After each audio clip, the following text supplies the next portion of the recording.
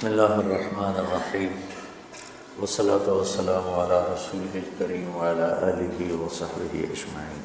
انسان کی عظمت اور بڑائی اس کی صفات کے ساتھ ہے، اس کے مال دولت کے ساتھ نہیں۔ دنیا، پیسہ، دولت، حکومت، یہ چیزیں آدمی کو مالدار تو بنا دیتی ہیں، حاکم بنا دیتی ہیں، بڑا نہیں بناتی۔ بڑا انسان وہ ہوتا ہے جو اپنے اندر انسانی صفات رکھتا، اور چھوٹا انسان وہ ہوتا ہے جو صفات میں کمزور۔ قیامت کے دن جو تولا جائے گا وہ سونا چاندی نہیں تلے گا، اعمال تلے۔ تو ایک انسان اچھا انسان بنے، کہاں سے پتہ چلے گا؟ وہ میرے رب کی اس کتاب سے پتہ چلے گا، اور میرے محبوب صلی اللہ علیہ وسلم کی زندگی، فرمان، سیرت سے پتہ چلے گا کہ ایک مرد عورت کس طرح عظمتوں کی چوٹیوں کو چھو لے، اللہ کو راضی کر لے، دنیا میں اپنے آپ کو سکھ سکون سے رکھے۔ ہمارا علم غلط ہو گیا ہے، ہم نے ہر چیز کو پیسے سے جوڑ دیا ہے کہ بڑے آدمی بنو گے پیسہ بنا لو، بڑے آرام سے رہو گے پیسہ بنا لو، بڑی عزت ہوگی پیسہ بنا لو، بڑی شہرت ہوگی پیسہ بنا لو، بڑی خوشیاں ہوگی پیسہ بنا لو۔ یہ علم کا منبع غلط ہے، پوری دنیا میں یہ علم چھایا ہوا ہے۔ اللہ اس کا رسول کہتا ہے اس کتاب کے مطابق زندگی بنا لو، مزے ہو جائیں گے، عزت میں ملے گی، سب کچھ ملے گا۔ حضرت علی رضی اللہ تعالیٰ عنہ کا ارشاد ہے، من اراد عزا بلا عشیرہ وغنى بلا مال ووجاہۃ وہیبۃ بلا سلطان ووجاہۃ بلا اخوہ۔ جو آدمی عزت چاہتا ہو، خاندانی نہیں ہے، غنی بننا چاہتا ہو، پیسہ کوئی نہیں ہے، اپنا روب داب چاہتا ہو، طاقت کوئی نہیں ہے، اپنی وجاہت چاہتا ہو، پیچھے کوئی ووٹر سپورٹر کوئی نہیں، نعرے لگانے والے کوئی نہیں، کیا کرے؟ اور یہ چار چیزیں حدود کے اندر سب کو چاہیے، سب کی مطلوب ہے۔ مجھے عزت بھی چاہیے، اور مجھے کشادگی بھی چاہیے، تنگ دستی سے میرے نبی نے پناہ مانگی، مجھے اپنی ہیبت اور وجاہت بھی چاہیے۔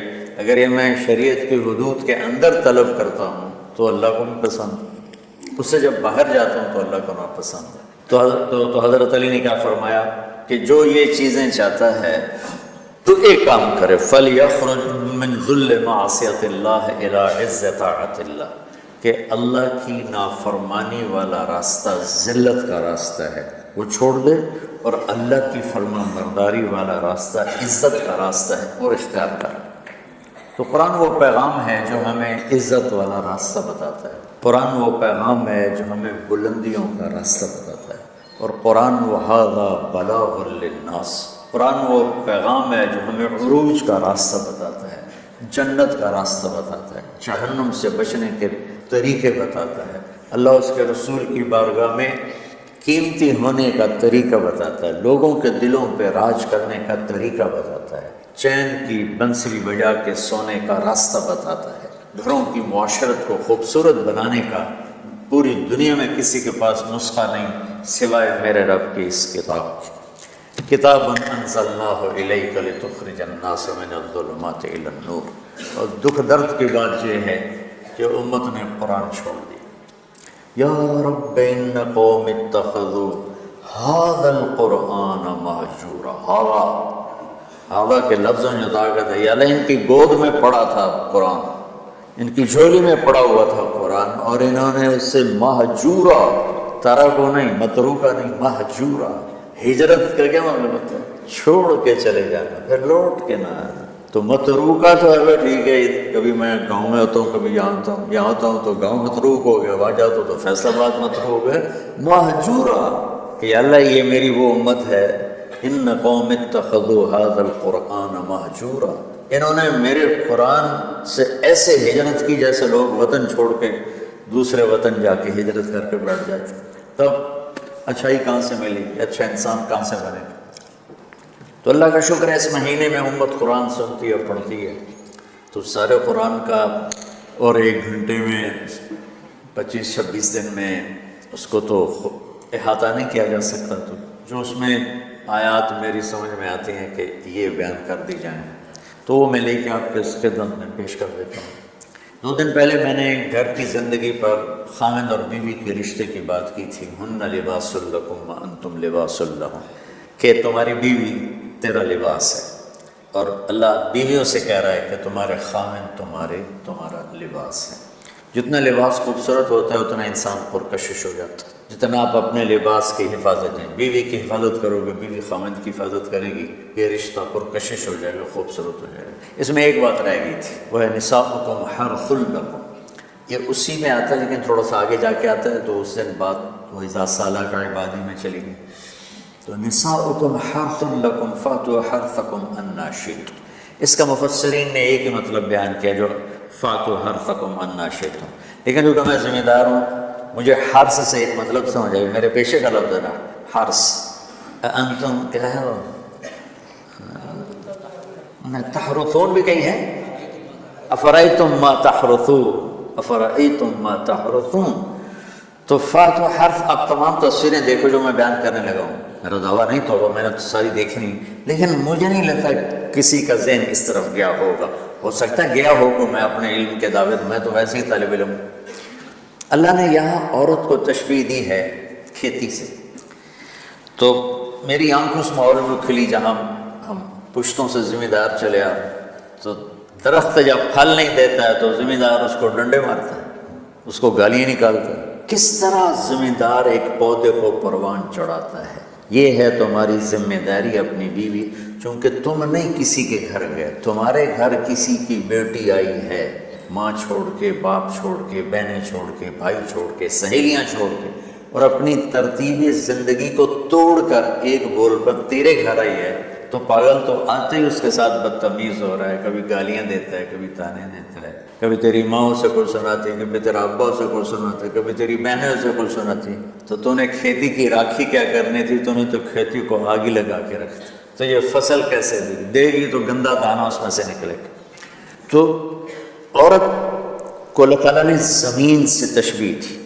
اور اس سے آنے والی اولاد کو کھیتی سے اللہ تعالیٰ نے تشبیہ تھی، اور زمین سے کھیتی لینے کا ایک طریقہ ہے، ہل چلتا ہے، زمین نرم کی جاتی ہے، پانی لگتا ہے، پھر اسے اور نرم کیا جاتا ہے، پھر جڑی بوٹیوں کو صاف کیا جاتا ہے، اسے تیار کیا جاتا ہے، پھر اس میں دوبارہ ہل چلا کے بیج لگایا جاتا ہے، پھر اس بیج کی راکھی کی جاتی ہے، حفاظت کی جاتی ہے، جب وہ پانی مانگتا ہے پانی دیتے ہیں، چاہے رات کے 12 بجے بھی پانی کی ضرورت ہے، وہ پانی پہنچ رہا ہوتا ہے، وہ کھاد مانگتا ہے کھاد دیتے ہیں، وہ گوڈی مانگتا ہے گوڈی دیتے ہیں، پھر اس میں گندی جھاڑیاں پیدا ہوتی ہیں تو ہم الگ مزدور لگا کر ان گندی جھاڑیوں کو نکالتے ہیں، اور اب سپرے آ گئے ہیں کہ سپرے کرو تو صرف وہ گندی جو بوٹیاں ہیں وہ مر جاتی ہیں، فصل کو کچھ نہیں ہوتا۔ میں آپ کے سامنے ایک نقشہ بیان کر رہا ہوں کہ اللہ تعالیٰ یہاں خامد اور بیوی کی زندگی کو کس خوبصورت انداز میں بیان فرما رہا ہے۔ اعلیٰ فصل لینے کے لیے یہ سب کچھ کرنا پڑتا ہے۔ ذمہ داروں کے پاس عام طور پہ پیسہ نہیں ہوتا، وہ جاتے ہیں جی کھاد چاہیے تھی، وہ کہتے ہیں 500 روپے ود لواں گے، کہتا جی لے لو کھاد دے دو میری فصل مر دی، تو پھر اسے سپرے کرنا ہوتا ہے تو اس کے پاس پیسے نہیں ہوتے، پھر وہ سپرے والے کے پاس جائے، یہ نہیں کہتا پیسے کو نہیں دفع کرو، آپ پہ ہوندی تو ہوگی نہیں ہوندی تو نہ ہوگی، ایسا پاگل کوئی ذمہ، چاہے 1 ایکڑ کا ہو چاہے 100 ایکڑ کا ہو، پھر وہ کہتا ہے جی کھاد چاہیے یوریا، وہ کہتا وہ سپرے کی دوا چاہیے، ڈبے دے پیچھے 200 روپے زیادہ لواں گا، اچھا جی لے لیں جی چلے کپا آ جاندی میں دے دوں گا، وہ ادھار پہ مہنگا سامان اٹھاتا ہے اور اس کی ضرورت کو پورا کرتا ہے، وہ گندم کو یہ نہیں کہتا، کپاس کو یہی نہیں کہتا میرے کو پیسے کوئی نہیں، میں نہ تینوں پانی لا سکنا، نہ کھاد دے سکنا، نہ سپرے کر سکنا، تو پھر مکھی ہی مارے گا، روٹی تو کوئی نہیں لبنی۔ عورت کی زمین میں محبت کا حل چلاؤ، اپنے رات کے آنسوں سے اس کو پانی لگاؤ، اپنے اخلاق کے ذریعے سے اس میں بیج ڈالو، پھر اس کو عزت دے کر احترام دے کر اس فصل کی آبیاری کرو، اس کو اوپر چڑھاؤ۔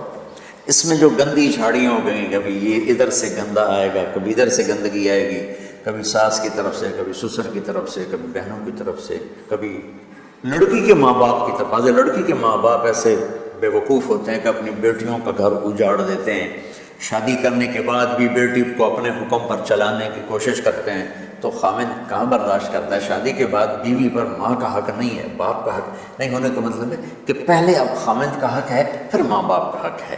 ماں کچھ کہے، خامد کچھ کہے، تو اسے خامد کی اطاعت کرنی ہے، ماں کی نہیں، ماں کی نہیں۔ لیکن کچھ والدین ایسے ہیں جو اپنے بیٹیوں کو برباد کر دیتے ہیں، پیچھے سے ڈوریں ہلا ہلا ہلا، ایسے کیسز چھوڑے ہیں۔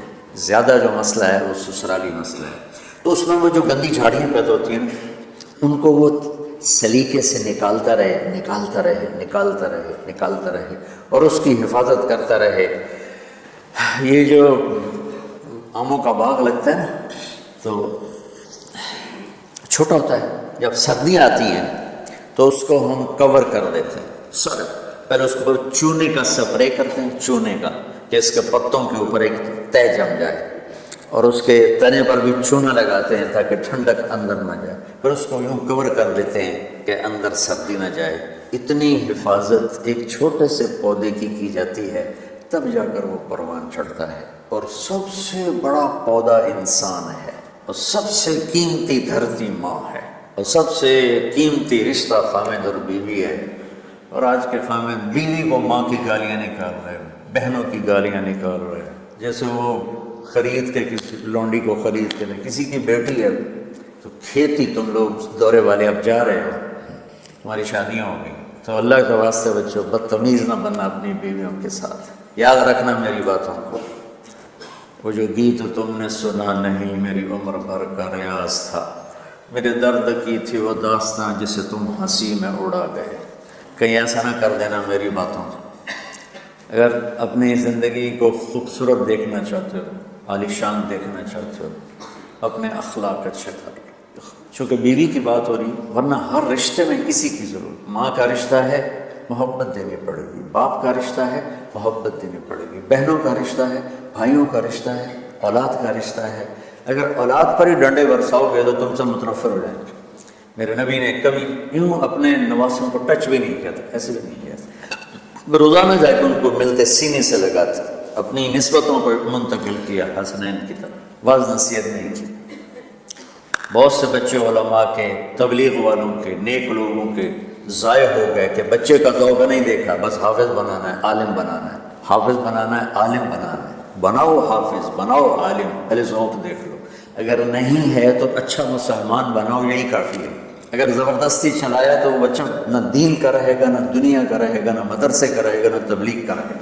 لاکھوں مثالیں میرے سامنے۔ تو اولاد پر بھی جبر کرو گے تو باغی ہو جائیں گے۔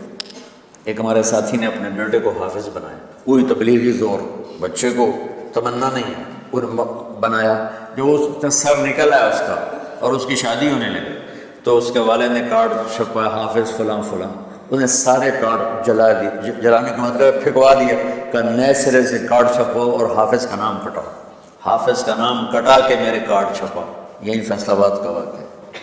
تو تمہارے ساتھ عالم کا لفظ لگا ہوا ہے، تم کہو کہ میری اولاد بھی عالم ہو، 6 مہینے کی اولاد، اس کے سر پہ بڑی ساری ٹوپی ہوئے، جی چاہے تو اسے لے داڑھی بھی کاٹ لو ہوتی تھی، تو اتنے اتنے بچوں کے سر پہ ٹوپیاں چڑھائی ہوتی ہیں۔ ان کی فطرت کی زندگی، ان کو کھیلنے دو، انہیں ٹائم دو، انہیں دیکھو یہ کدھر موڑ رہے ہیں، جس طرف ان کا دھارا جا رہا ہے۔ صرف عالم بننے والا ہی مسلمان ہوتا ہے، صرف حافظ بننے والا ہی مسلمان ہے، اور کوئی مسلمان ہے ہی نہیں۔ اللہ نے ہمیں جو دعا سکھائی ہے، رب حب لی من الصالح، رب حب لی من العلماء تو نہیں کہا، رب حب لی من الحفاظ بھی نہیں کہا، من الصالحین۔ نیک ہونا ضروری ہے، عالم ہونا ہو گیا تو ٹھیک ہے، نصیب کی بات ہے، بہت اعلیٰ چیز، حافظ بن گیا بہت اعلیٰ چیز، لیکن زبردستی کراؤ گے پچھتاؤ گے۔ زندگی کے تمام شعبوں کو زندہ کرنا۔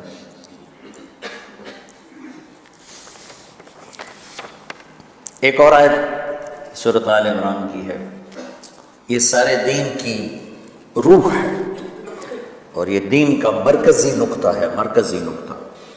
جیسے گاڑی ہوتی ہے نا، اس کا بیلنس کیا جاتا ہے تو پھر وہ صحیح چلتی ہے، اس کا ایک نقطہ ہوتا ہے، اس پر آ کر چاروں ٹائروں کو ایک جیسے زاویے پر جمع کرنا ہوتا ہے، پھر وہ صحیح چلتی ہے۔ اگر وہ بیلنس آؤٹ ہو جائے تو سوزوکی ہو یا لینڈ کروزر ہو، وہ سیدھے نہیں چلے گی، کبھی یوں ہو جائے گی، کبھی یوں ہو جائے گی، کبھی یوں، وہ خود بھی تھکے گی اور مسافر کو بھی تھکائے گی۔ تو ہر چیز کا سینٹر پوائنٹ جب صحیح ہوتا ہے تو چیز صحیح چلتی ہے۔ اسلام کا جو مرکزی نقطہ اور پوائنٹ ہے وہ نرمی ہے، شدت نہیں، وہ نرمی ہے، وہ عبادات اور باقی ساری چیزیں اپنی اپنی جگہ پر، لیکن ان سب کو جوڑنے والی جو چیز ہے وہ نرمی ہے۔ یہ میں نے کہاں سے لیا؟ میں ایک دفعہ جا رہا تھا پاناما، تو سورہ کہف کو دیکھ کے پڑھ رہا تھا، ویسے مجھے یاد ہے میں دیکھ کے پڑھ رہا تھا، تو جب میں وَلْيَتَلَطَّفْ پر پہنچا تو حاشیے میں لکھا تھا نصف القرآن۔ تو میں ایسے تھوڑی دیر سوچ میں پڑا کہ یہ اللہ تو قادر ہے، یہاں کوئی لفظ لا سکتے تھے اللہ تعالیٰ، یہ کیوں لائے وَلْيَتَلَطَّفْ؟ ہاتھ سے زیادہ نرمی کا معاملہ کرنا۔ وہ جو روٹی لینے میں گیا ترکی میں، ترسوس ایک جگہ ہے جہاں اردن والے بھی دعویٰ کرتے ہیں کہ یہاں سے اصحاب کہف، میں نے وہ بھی دیکھا، اور ترکی والے بھی کہتے ہیں میں نے وہ بھی دیکھا ہے۔ تو ترکی والا قرآن کی تعبیر سے زیادہ جوڑ کھاتا ہے، اردن والا جوڑ نہیں کھاتا ہے۔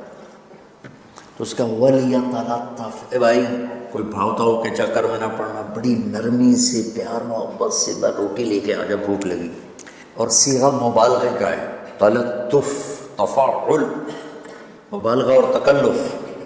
تو تمہارے اندر اگر سختی ہے پھر بھی تم با تکلف نرمی کرو، تمہارے اندر شدت ہے پھر بھی اپنے اوپر نرمی طاری کرو۔ تو یہاں سے مجھے یہ بات سمجھ میں آئی کہ پوری شریعت کا سینٹر پوائنٹ قرآن ہے، اور قرآن کا سینٹر پوائنٹ نرمی ہے، وَلْيَتَلَطَّفْ۔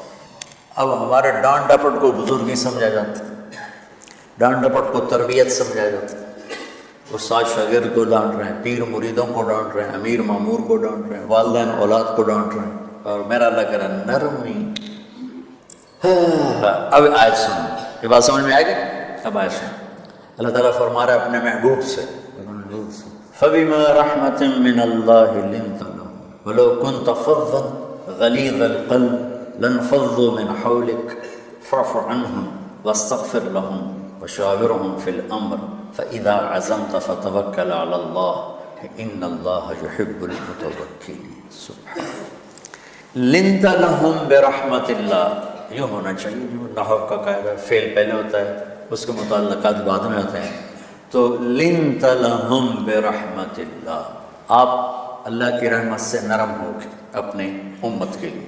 لیکن اللہ تعالیٰ نے فَبِمَا، اللہ نے اپنے نبی پر جتنے احسان قرآن میں بتلائے ہیں، أَلَمْ يَجِدْكَ يَتِيمًا فَآوَىٰ وَوَجَدَكَ ضَالًّا فَهَدَىٰ وَوَجَدَكَ عَائِلًا فَأَغْنَىٰ أَلَمْ نَشْرَحْ لَكَ صَدْرَكَ وَوَضَعْنَا عَنكَ وِزْرَكَ الَّذِي أَنقَضَ ظَهْرَكَ وَرَفَعْنَا لَكَ ذِكْرَكَ إِنَّا أَعْطَيْنَاكَ الْكَوْثَرَ هُوَ الَّذِي أَيَّدَكَ بِنَصْرِهِ وَبِالْمُؤْمِنِينَ۔ اب قرآن میں دیکھو وَكَانَ فَضْلُ اللَّهِ عَلَيْكَ كَبِيرًا، اللہ نے قرآن میں اپنے نبی پر جو احسان کیے وہ بتائے اور جتلائے کہ ہم نے آپ کے ساتھ یہ کیا، یہ کیا، یہ کیا، یہ احسان جیسے اللہ نے بتایا ہے نا اپنے نبی کو، یہ احسان نرمی والا جس طریقے سے بتایا، اس طریقے سے کسی احسان کو ذکر نہیں کیا۔ فَبِمَا، میرے ہاتھوں کو دیکھو، ہم جب کہتے ہیں بہت بڑا، اس سے آگے تو ہمارے ہاتھ نہیں جاتے نا۔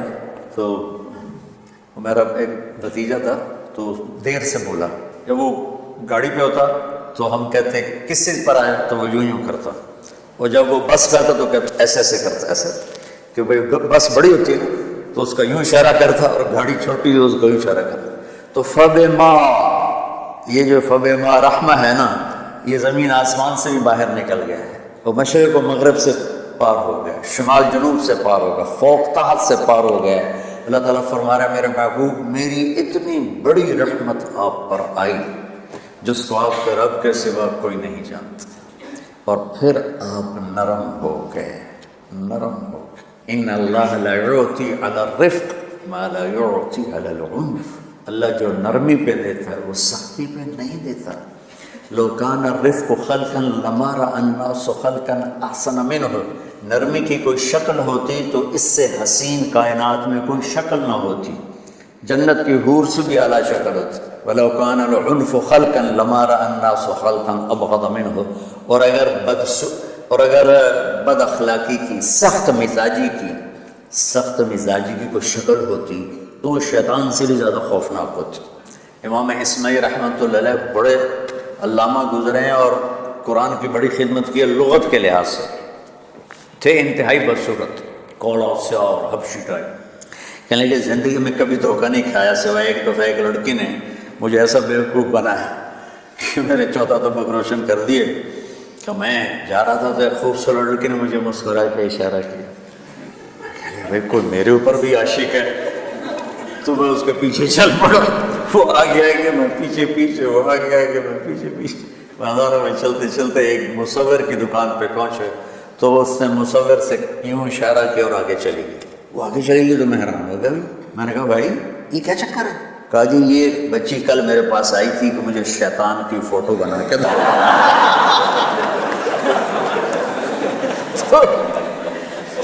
تو میں نے اسے کہا بیٹی میں نے تو شیطان دیکھا نہیں، تو مجھے دکھا تو میں اس کا فوٹو بناؤں. تو آج تمہیں لے کر کہہ رہی تھی یہ ہوتا ہے ایسا ہوتا ہے. تو اگر سختی کی کوئی شکل ہوتی نا تو شیطان سے بھی بدصورت ہوتی. تو ہماری زندگیوں میں جو آئی ہیں نا رکاوٹیں، اس کا کوئی بڑا سبب نہیں ہے. یہ اسباب ہیں چھوٹے چھوٹے مل کے بڑے ہو. زبان کی شدت، بول کی شدت، نظر کی شدت، طعنے تشنیع، مار پٹائی، اس نے ہمارے رشتوں کو تار تار کر دیا. اور میں قربان جو میرا اللہ تعالیٰ کہہ رہا ہے لو كنت فظا غلیظ القلب، اگر آپ کی زبان میں شدت ہوتی، آپ کے مزاج میں شدت ہوتی، لانفضوا من حولک. انفضوا کا مطلب بتایا تھا نا کل پرسوں، بھگدڑ مچ جانا، پیچھے مڑ کے نہ دیکھنا. معلم محمد مصطفیٰ جیسے ہوں صلی اللہ علیہ وسلم، اور طلبہ اصحاب رسول جیسے محمد الرسول اللہ. سورہ فتح اللہ نے یوں ایک آیت محمد الرسول اللہ والذین معہ. یہاں محمد اللہ کے رسول ہیں، یہ دعویٰ ہے کہ یہ میرے رسول ہیں. تو پوچھنے والا پوچھتا ہے کہ اس کی دلیل کیا ہے؟ تو اللہ کہتا ہے اس کے ساتھیوں کو دیکھ لو، ایسے ساتھی صرف نبی کے ہوتے ہیں اور کسی کے نہیں ہوتے. والذین معہ، معیت بہت بڑا شرف ہے. اور وہ کیسے ہیں؟ اشداء علی الکفار ہیں، رحماء بینہم ہیں. وہ کیسے ہیں؟ تراہم رکعا سجدا، کوئی سجدوں میں گڑ گڑا رہا، کوئی رکوع میں گڑ گڑا رہا. اور اخلاص ایک باریک چیز ہے جس کو موت سے پہلے ہم دعویٰ نہیں کر سکتے کہ میں جو کچھ کر رہا ہوں اخلاص سے کر رہا ہوں. لیکن وہ اتنے اللہ کے قریب ہوئے کہ اللہ نے ان کے اخلاص کی خود گواہی دی. یبتغون فضلا من اللہ ورضوانا. میں صرف قرآن سے صحابہ کو بتا رہا ہوں. تتجافى جنوبهم عن المضاجع يدعون ربهم خوفا وطمعا. میرے نبی کے ساتھ چلنے والے صحابہ کیسے ہیں؟ راتوں کو اٹھ اٹھ کے روتے ہیں، بستروں سے جدا رہتے ہیں. کیسے ہیں؟ كانوا قليلا من الليل ما يهجعون، رات کو بہت تھوڑا سوتے ہیں. وبالاسحار هم يستغفرون، اور پھر سحری کے وقت توبہ استغفار کرتے ہیں. یہ کیسے ہیں؟ یؤثرون علی انفسهم ولو كان بهم خصاصہ، خود بھوکے رہ کر یہ اوروں کو کھانا کھلاتے ہیں. یہ کیسے ہیں؟ لقد رضی اللہ عن المؤمنین اذ یبایعونک تحت الشجرہ فعلم ما فی قلوبہم. یہ کیسے ہیں؟ یہ قرآن صرف بتا رہا ہے کہ صحابہ، آخری بات درجہ بندی کی، لا یستوی منکم من انفق من قبل الفتح وقاتل. میرے محبوب آپ کے صحابہ کی دو ہیں جماعتیں، ایک وہ ہیں جو فتح مکہ سے پہلے ایمان لائے، اور ایک وہ ہیں جو فتح مکہ اس سے آخر تک ایمان لائے. یہ جو بعد والے ہیں نا، یہ پہلے والوں کے برابر نہیں ہو سکتے. اللہ نے فرق مراتب رکھا ہے. لیکن ایک وعدہ میرا آپ کے ساتھ ہے، کہ وہ کیا ہے؟ کلن وعد اللہ الحسنى. میرا وعدہ ہے آپ کے ہر صحابی کو جنت دوں گا، ہر صحابی کو جنت دوں گا. اور یہ پہلی جماعت ہے جن کی حمایت میں قرآن اترتا تھا. اور ایک عجیب آگے ایک لفظ قرآن کا، ایک لفظ، ایک آیت اتری، لا یستوی القاعدون من المؤمنین والمجاہدون فی سبیل اللہ. یہ آیت ایسی اتری جیسے میں نے پڑھا کہ اللہ کے راستے میں جہاد کرنے والے اور گھر بیٹھنے والے برابر نہیں ہو سکتے. ٹھیک. عبداللہ بن ام مکتوم نابینا صحابی ہیں. انہوں نے جب آیت سنی کہا یا اللہ یہ کیا کیا؟ وہ میں انا محتاج، میں کتوں جا کے جہاد کروں، میرے لیے تو گنجائش دے. سبحان، یہ کیسے لوگ تھے؟ جبریل دوڑے آئے اور وہی کیا لائے؟ ایک لفظ، صرف ایک لفظ کہ یا رسول اللہ. اللہ فرما رہے ہیں کہ کیا ہے؟ عبس وتولی اذ جاءہ الاعمى. کہا میرے بندے کی فریاد میرے پاس پہنچ چکی ہے، لہٰذا اب اس آیت کو یوں پڑھا جائے، لا یستوی القاعدون من المؤمنین غیر اولی الضرر والمجاہدون فی سبیل اللہ، کہ جو معذور ہیں ان کے علاوہ جو صحت مند ٹھیک ٹھاک ہیں وہ اور جو میرے راہ میں ہیں برابر نہیں ہو سکتے۔ تو عبداللہ بن ام مکتوم کی فریاد پر قرآن کا ایک لفظ ہے، اور خولا کی فریاد پر آیات بارش کے قطروں کی طرح، قد سمع اللہ قول التی تجادلک فی زوجہا وتشتکی الی اللہ واللہ یسمع تحاورکما ان اللہ سمیع بصیر الذین یظاہرون منکم من نسائہم ما ہن امہاتہم ان امہاتہم الا اللہ ولدنہم وانہم لیقولون منکرا من القول وزورا۔ یہ پھر آگے بھی چلتی ہے، ایک دیہاتی عورت کی فریاد نے عرش ہلا دیا اور قرآن اترا۔ یہ لوگ تھوڑا اور سنا دو تاکہ آپ کو خولا کا پتہ چلے، خولا کیا چیز ہے۔ انصاری عورت ہے، ہاں مالک کی ایک عورت ہے، خامن نے غصے میں طلاق دے دی، طلاق تھی زہار، تو میرے لیے میری ماں کی طرح ہے۔ اس طلاق کے بعد رجوع ہو ہی نہیں سکتا۔ 3 طلاق میں تو رجوع ہو جاتا ہے نا، کہ کسی اور جگہ شادی ہو جائے، وہاں سے طلاق ہو جائے واپسی، لیکن اس میں رجوع ایسے ہی ہے شیخ، ایسے ہی ہے، اس میں دوبارہ اگر اس کی شادی ہو جائے اور پھر وہاں سے وہ فارغ ہو کر اس سے شادی نہیں ہو سکتی، یہ اس زمانے کا رواج تھا۔ اب یہ ان کی عمر گزر گئی تھی، یہ بھاگی اللہ کے نبی کے پاس ہے، یا رسول اللہ میرے خامن اوس بن مالک نے زہار کر دیا، اوس بن سامت نے مجھ سے زہار کر دیا، تو کیا فتویٰ ہے؟ آپ نے کہا حرمت علیہ ہے، بیٹی تو حرام ہو گئی۔ بولیں گے یا رسول اللہ اکل مالی وافنا شبابی، جوانی میری ڈھل گئی، مال میرا کھا گیا وہ، تو میں کہاں جا کے بیٹھوں، ماں باپ میرے نہیں ہیں۔ آپ نے کہا حرمت علیہ، تو اس پہ حرام ہو گیا۔ پھر اس نے کہا یا رسول اللہ میرا کیا بنے گا؟ تو آپ چپ ہو گئے، جب وہ مانتی نہیں تو کیا کرو، آپ چپ ہو گئے۔ حضرت عائشہ رضی اللہ عنہ آپ کو کنگھی کر رہی تھی، جب اس نے دیکھا اللہ کے نبی نے جواب دینا چھوڑ دیا ہے، کہا چلے ٹھیک ہے میں اپنے رب سے بات کرتی ہوں۔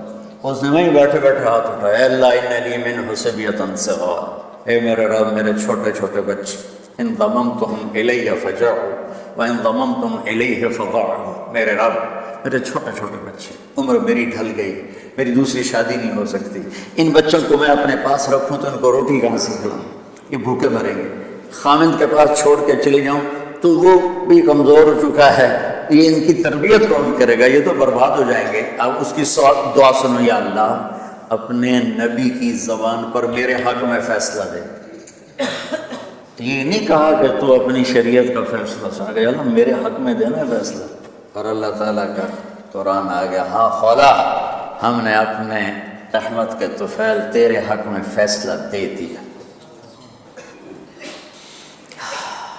اتنے بڑے مقام کے لوگ، لفظ کیا رہا ہے، لن فضوا من حولی، یہ آپ کو چھوڑ کے بھاگ جاتے ہیں۔ سختی اتنی بڑی بلا ہے کہ اتنے دھرتی نے کسی نبی کے ایسے ساتھی نہ دیکھے گی، اور ایسے عظیم انسان دنیا میں نہ آئیں گے۔ انبیاء کے بعد عظیم ترین انسانوں کا ٹولہ، لیکن وہ بشر تھے، ان سے خطائیں ہوئیں، ان سے گناہ ہوئے، پر اللہ نے کہا جاؤ ہم نے معاف کر دیا، کلا وعد اللہ الحسنی، جاؤ سب کے لیے جنت ہے۔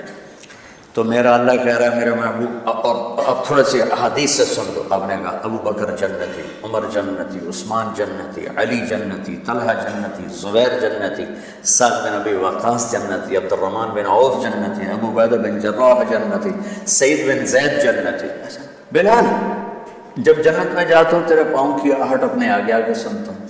جس نے جنتی عورت کو دیکھنا ہو ام رومان کو دیکھ لی، پھر مناقب صحابہ اٹھا کے دیکھو، میرا ایک امتی آئے گا جنت کے دروازوں پر تو 8 دروازے کھل کے کہیں گے مرحبا ادھر آ جائیں، ادھر۔ سلمان فارسی ایسے، یا رسول اللہ کون ہے یہ؟ سامنے کا یہ بیٹھا ہے ابو بکر، اس کو جنت کے 8 دروازے پکاریں گے۔ عمر ایک محل دیکھا بہت عالیشان، میں سمجھا میرا ہے۔ جب جانے لگا تو فرشتے نے کہا آپ کو غلام عمر بن خطاب کا ہے۔ عثمان جنت میں ہر نبی کا رفیق ہے، میرا رفیق تو ہے۔ پھر حضرت علی کا ہاتھ پکڑ کے کرتے یہاں لگا دیا، علی تو بھی خوش ہو جا، جنت میں تیرا گھر میرے گھر کے سامنے ہے۔ طلحہ زبیر، ہر جنتی کا ایک خادم، میرے 2 خادم طلحہ اور زبیر۔ تو اس ایک لائن لگی پڑی ہے، اور میرا اللہ کہہ رہا ہے میرے محبوب اگر آپ کے مزاج میں شدت ہوتی تو ایسے عظیم الشان لوگ آپ کو چھوڑ کے بھاگ جاتے ہیں۔ بچو کیا کرو، سنا سنا کے بھی تھک گیا ہوں۔ ایک بلبل ہے کہ ہے محو ترنم اب تک، اس کے سینے میں ہے نغموں کا تلاطم اب تک، قید موسم سے طبیعت رہی آزاد اس کی، کاش گلشن میں کوئی سمجھے فریاد اس کی۔ میں تو پچھلے 20 سال سے فریاد کر رہا ہوں، او بھائیو نرمی اختیار کرو، محبتیں اختیار کرو، نفرت ہو، اختلاف کرو، نفرت تو نہ کرو۔ بیوی سے اختلاف ہو گیا ہے تو نفرت تو نہ کرو، بیوی کو خامن سے ہو گیا ہے نفرت تو نہ کرو، بہن بھائیوں میں ہو جاتی ہے اونچ نہیں، نفرتیں تو نہ کرو، سلام دعا ختم۔ تو آپ فارغ ہونے والے ہو، یہ اسباق یاد رکھو گے تو آپ ہی کو فائدہ ہوگا انشاءاللہ۔ پھر جہاں جاؤ گے گلاب کے پھول کی طرح مہکو گے۔ چمن میں بہت سے پھول ہوتے ہیں لیکن جہاں گلاب کھلا ہوتا ہے سب کی نظر وہیں جا کر ٹکتی۔ تو اگر آپ نے میں نے یہ اخلاق بنا لی، یہ نرمی اپنے اندر پیدا کر لی، تو اللہ کی قسم گلاب کے پھول کی طرح مہکو گے بھی صحیح، اور پرکشش بھی ہوگی، جاذبیت بھی ہوگی۔ شکلوں کی کشش چند دنوں کے بعد ختم ہو جاتی، اخلاق کی کشش موت تک باقی رہتی۔ جیسے روٹی کی طلب موت تک ختم نہیں ہوتی، باقی چیزیں آدمی کہتا ہے یار گوشت بڑا کھا لیں، دال بڑھاؤ، بھنڈی کھا لیا توری بناؤ، لیکن روٹی ایسی ہے کوئی کسی دن جاتی ہے روز ہی روٹی روز ہی روٹی، تو اس طرح اندر رچ پچ گئی۔ ایسے اچھے اخلاق روٹی کی طرح جن کی طلب کبھی ختم نہیں ہوتی۔ تو ہمارے علمی حلقے ہوں، دیندار حلقے ہوں، ان سب میں شدت پائی جاتی، ہر درجے کی شدت۔ تم بیچ میں ایک موم بن کے جاؤ، لوہا بن کے نہ جاؤ، موم بن کے جاؤ، اور سارے رشتوں کی تلخیوں کو اپنے پی جا، ایام کی تلخی کو بھی ہنس کے ناصر، غم کے سہنے میں بھی قدرت نے مزہ رکھا ہے۔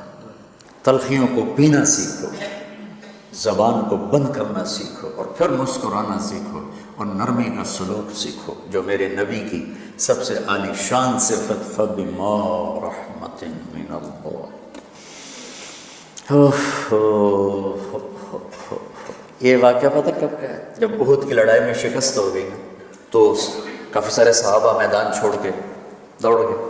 تو جب ابو سفیان کا لشکر واپس چلے گا تو وہ واپس آئے، اور سب ڈرے ہوئے تھے کہ اب ہمیں بڑی ڈانٹ پڑے گی، ہمیں بڑی ڈانٹ پڑے گی۔ شہاب الدین غوری نے تراوڑی کی پہلی جنگ لڑی تھی پرتھوی راج کے خلاف۔